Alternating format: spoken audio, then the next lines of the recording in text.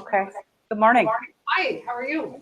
Excellent. How are you? Good. Good. Hey, so we've been working pretty hard on House Bill 1333, and it looks like it died in a committee.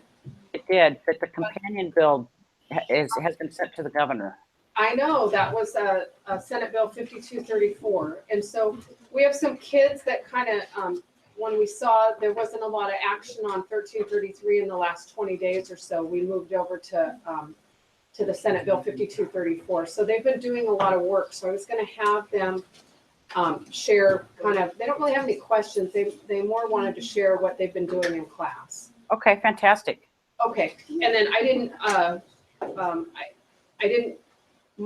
we have two classes, Lester and Wynn, and so we have kind of been tracking it a little bit, but I was wondering if you could give kind of an overview about how our House bill died, but the companion bill kind of went through. And do you think maybe it died in committee, our Senate Bill 1333, because the House bill, because the Senate bill was moving, so there was no reason for our bill to keep going?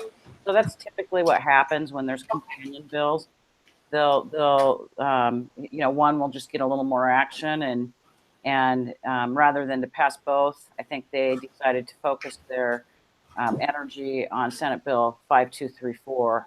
The bill has had a couple of small amendments put on it, but it's basically same as House Bill 1333.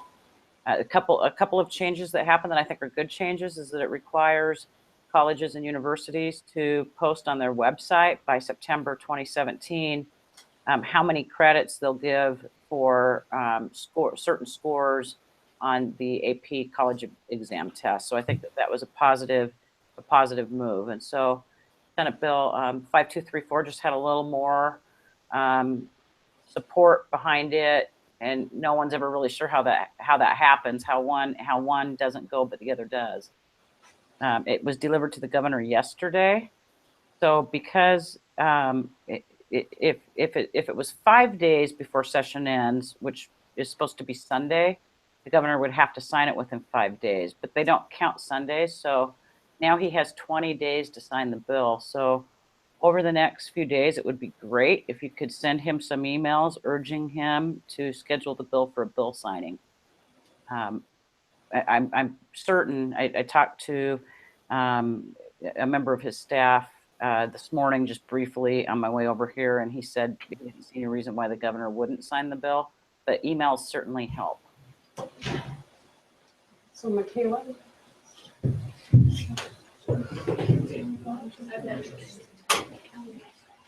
Remember, you want to introduce yourself. Hi, my name is Michaela.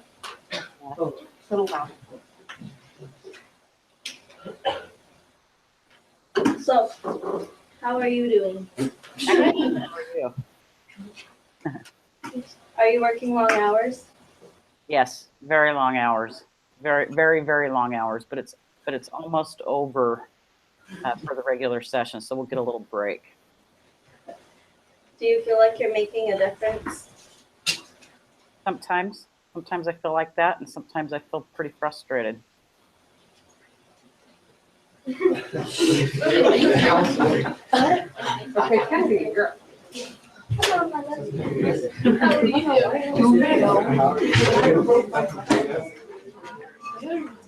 Hi, I'm Kennedy. Hello.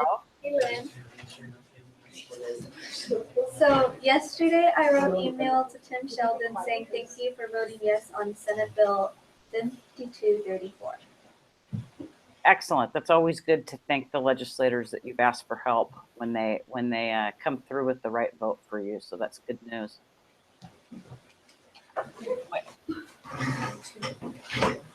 Archer?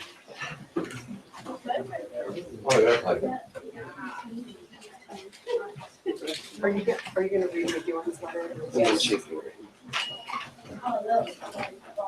morning. Hi, I'm Josh Reamer, and this is Piper Bauer. So this is an email that one of the students here got from Drew McEwen, and it says, "Since I do not sit on the House Higher Education Committee, I have not seen the bill yet, so it is hard for me to say how it might affect students. overall, I'm supportive of high school students earning college credits whenever it's applicable and possible. That could, however, put more pressure on the students in the AP classes to work harder and realize those classes are very rigorous without additional pressure. I'll take a look at the bill if it gets out of the rules committee before I vote. And Piper emailed him, and this is what he got back. So I emailed him and said, "Hello, my name is Piper Bauer, and I'm a student at Hawkins Middle School. I have a question about one of your statements on an email you sent to one of our teachers named Jennifer Matthews, saying, overall, I am supportive of high school students earning college credits whenever it is applicable and possible. You voted no to get the bill passed. I'm curious to know why you voted that way."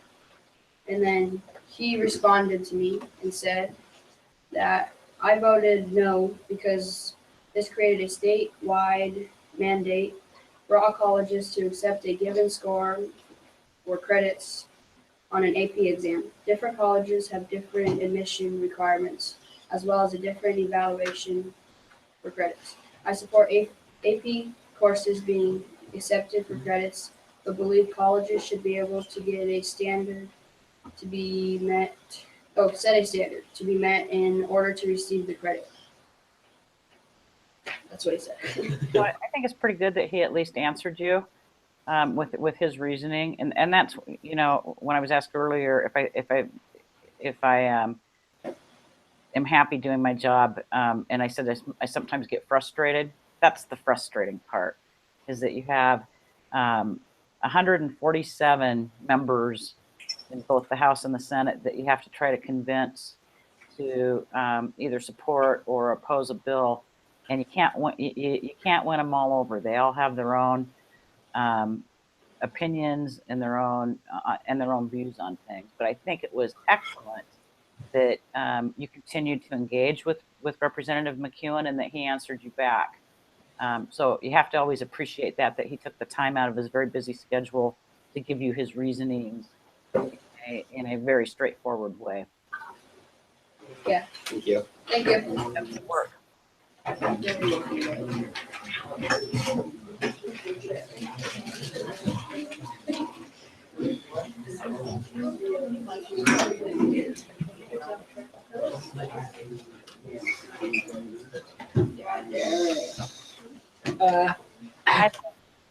Hi, I'm Derek Johnson, and this is Ben Brewer. And I was gonna just say that we found out that Jay Inslee had the 20-day to sign the bill, and that we did call the governor's office to be notified when he was going to sign it. Great. Yeah. Great. So I'm going to show you. Have you looked at the governor's webpage to see how you could check every day to see what's on his list to sign that day? Do you know how to do that? Do we know how to do that? Yeah. Yeah. Remember, I called her. Yeah, we're going to show you really quick. Okay.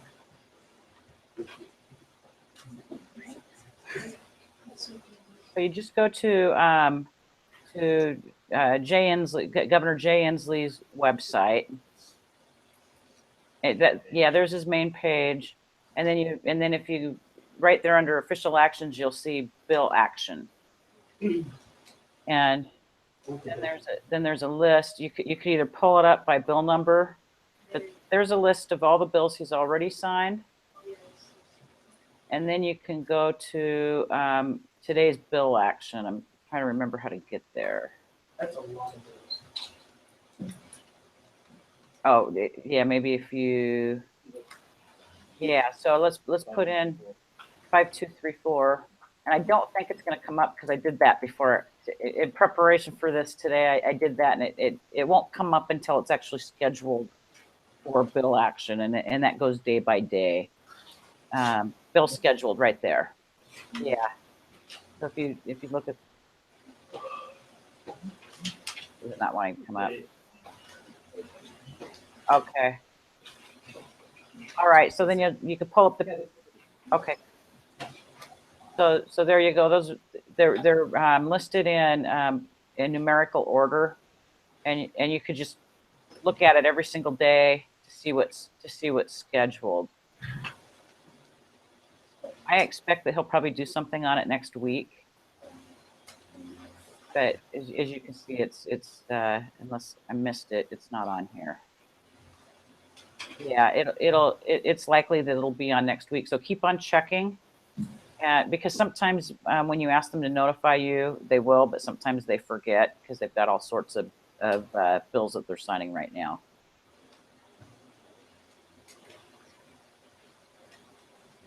So it would be good to send some emails, though, to his office. Rhonda, would you mind, since you were on the governor's website, could you show them how to send an email to Jay Inslee through his website? Sure. Okay. Yes. If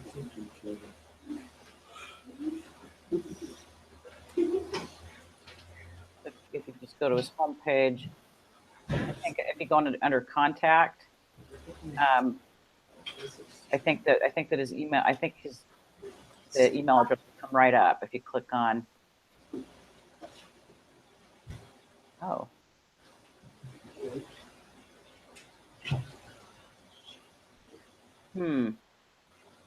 Maybe share your opinion. Yeah, I bet that's it. Yeah. Yeah, so you have to go through the contact form. Like that.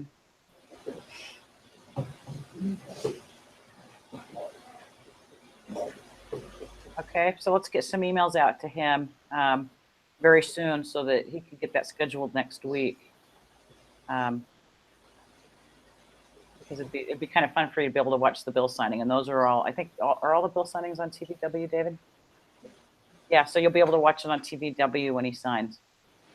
We'll let you know when that is too. But sometimes I miss. I'm watching a lot of bills too. So watching it every day is a good idea.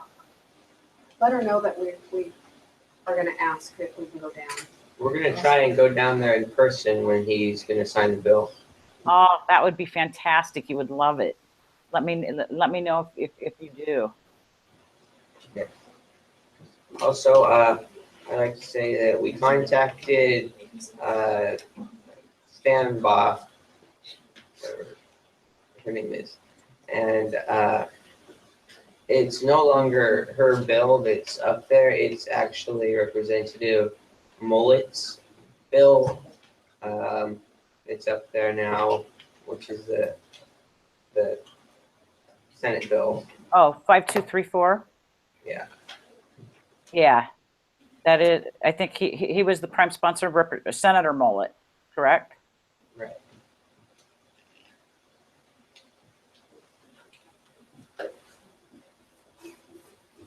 So did you have a question? Did I miss it? No? Okay. Okay. All right. Then you were going to ask if she could contact the Wilkes office. Oh, yeah. Could you contact Mullet's office and see and tell them that we worked on and kept track of the bill? Yes, absolutely. I'll go see him as soon as we're finished here. I have an appointment just down the hall from him, so I'll stop into his office. Okay, thank you.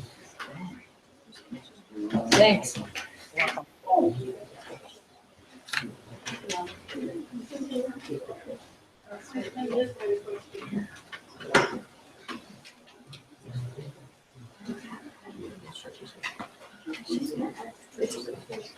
Just say your name. Hello, my name is Elizabeth. Hi, Elizabeth. So I was wondering when an appropriate date would be to contact the governor about the bill. Oh, I think you should start now. Okay. One thing that I would suggest that I think a few emails would be nice, but why doesn't the class write a good old fashioned letter and have everybody sign it and try to get it in the mail very soon? I think that would be really appreciated. You know, because people don't get regular mail very often anymore. So if you could do that with all of your signatures, that would be great, along with some emails. Okay. That is all. Thank you.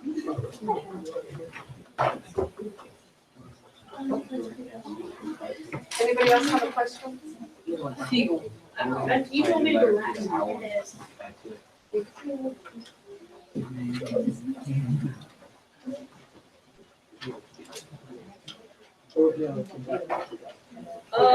Is there any other bill that people are arguing about? There's all sorts of bills that people have been arguing about. In fact, yesterday, the Washington State House passed a bill about internet privacy, reacting to Congress's move at the national level to suspend a rulemaking that the Federal Communications Commission had established. And that was a very controversial move. They introduced a bill only 2 weeks ago and passed it just that quickly within 2 weeks, which we don't see very often. Now the bill has moved over to the Senate and they're running out of time. But that's been a very controversial bill up here in the last few days. And there's also a lot going on with transportation and with education funding. So there's a lot going on this week. It's been a long week. Ask her if she knows about that. Okay. Somebody told us that they're doing a bill about you can't do a speaker or Bluetooth on your phone anymore in the car, like call or. Oh, yeah, that bill passed yesterday as well. It's a distracted driving bill, and it's to kind of build on, several years ago when they said that you weren't supposed to talk on your phone and people still did, and now I think that the new rule is that you can use your phone, but you have to be completely hands-free. So you have to have it mounted and do everything voice activated. You're not allowed to hold it in your hand anymore. They also increased the penalties for distracted driving, for texting while driving, and for holding the phone in your hand and talking into it.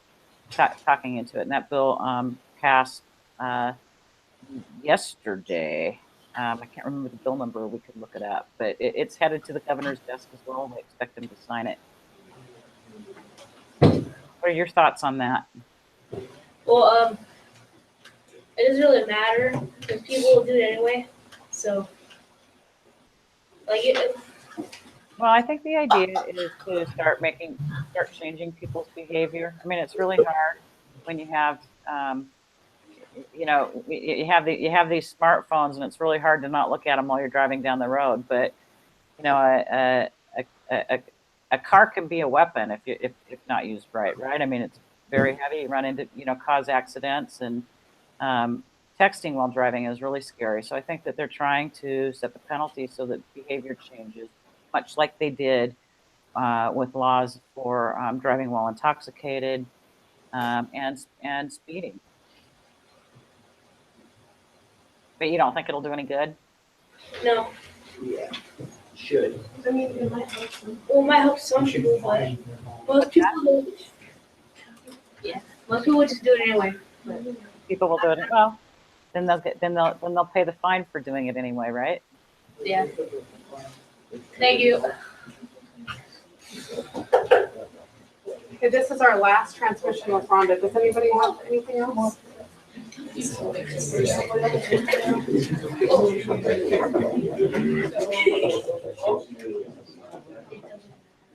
I have one quick question. You said that there were some amendments to the original bill, and that one was that colleges had to post by a certain date in the fall. Correct. Is the score still at a 3 for all colleges to accept AP scores, or did anything get changed with that? Do you know? I don't think anything changed on that part. Although that was why some people voted no, is because they thought that you should have to have higher scores. But I think it's still a 3. Let me double check that. Just real quick here. And I found it interesting, over spring break, I went and visited 5 different colleges. 3 of them were state schools. I went to WSU with my son, who's a junior. We went to Eastern and we went to Central. And when we were there for their big admission days, when I had mentioned that this bill was a possibility, not one person at any of the colleges that my son and I visited knew even about the bill's existence or that it could be a possibility. Really? So, yes, so I have a feeling that there's some universities that, maybe the higher ups know what was going on, but the people that we met with admissions that were giving us the little pamphlets about AP credits and IB credits and how they transfer to their university, they had no clue that this bill was a possibility. Wow. So there's going to have to be some notification. I can tell you most of the universities have a lobbyist up here that will fill them in. Right. On what their new requirements are, especially on the posting. Right. In my class, we watched the Senate bill vote yesterday, and that same professor from Central Washington University was there saying the same things he said during the House floor vote. But I was wondering, what was the Senate vote on it? How many yeses and nos were there for the Senate vote? The Senate vote was 49-0. So you 49. Wow. Okay.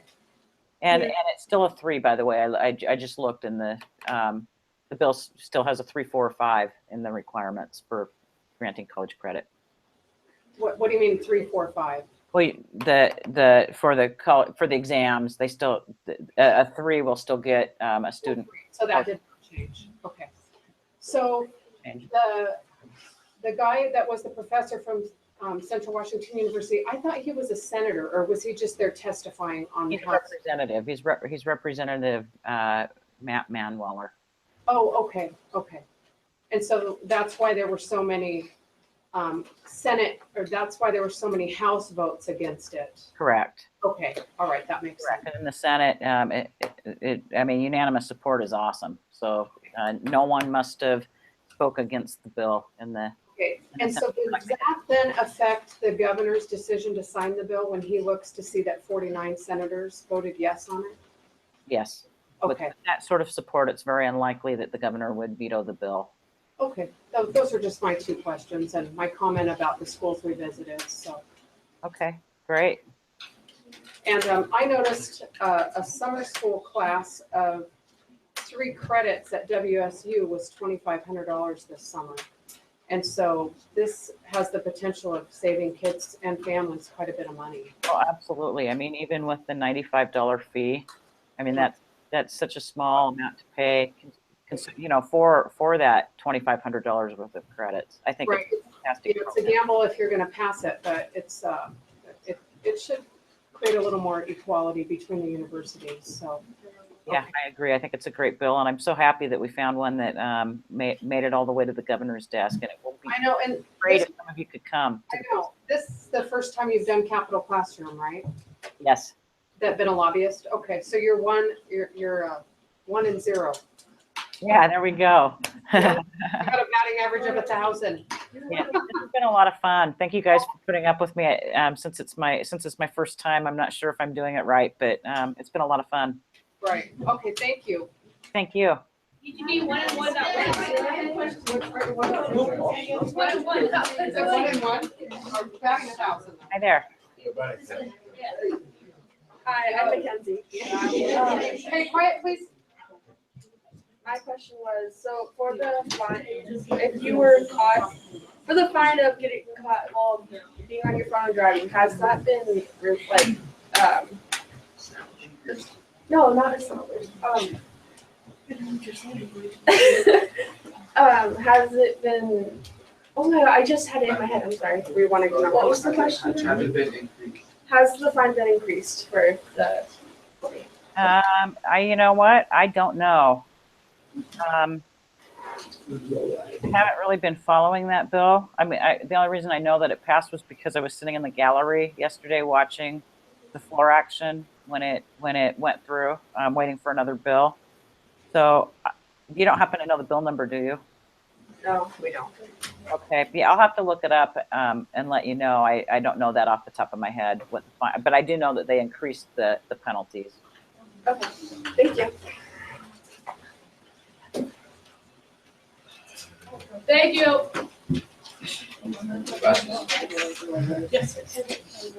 Hi, Miss Weaver. Hi, Miss Lester. there. I have a question about the signing of the bill, and if can anybody be present for a signing of a bill, or do you have to be on a list? Anybody can be present. It's good to let them know so that they can plan. Usually they do it in the governor's conference room, and while it's a big conference room, it wouldn't hold anybody. So if the class decides to come, I need to let them know, so that they can plan accordingly for it. But it would be, I think you'd love it. If they put it on the website the day of, would they give a district, call the school ahead of time to let them know, hey, it's gonna be on this day? Yeah, I'll go talk to his legislative liaison and see if we can get something set up so that we have some notice. Okay. And as far as like the general public, if, let's say a student wanted to go just down with their parents for the day, do they have to make an appointment, or can they just show up for the bill signing? No, I'm not sure, but let me look, because I just saw that on the governor's webpage this morning when I was doing some research. Let me pull it up really quick.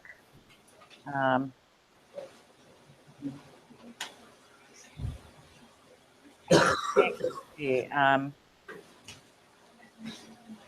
There is bill action under the FAQs on his bill action page. It talks about that. So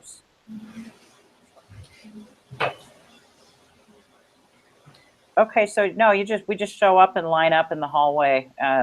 They let you know the time, the time and place. Usually, like I said, that's on it's in the governor's office on the second floor of the Capitol building. And you just sort of line up, and staff will come out and say what bill is up next and how long until the next one. And you just gather out in the hallway. It's a little bit fun.